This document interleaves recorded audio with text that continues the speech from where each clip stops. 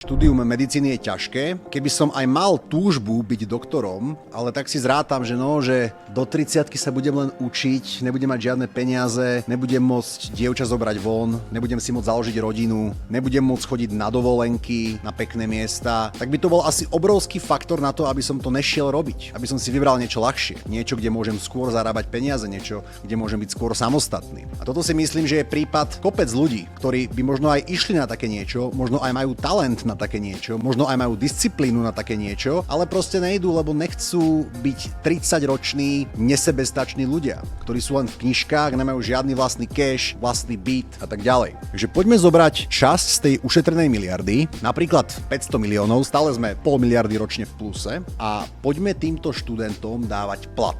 Napríklad 1 000 eur mesačne za to, že študujú. Takže môžu mať byt, môžu normálne jesť, nemusia len jesť vifonky na intráku a môžu počas svojho štúdia žiť ako tak normálny, solidný život.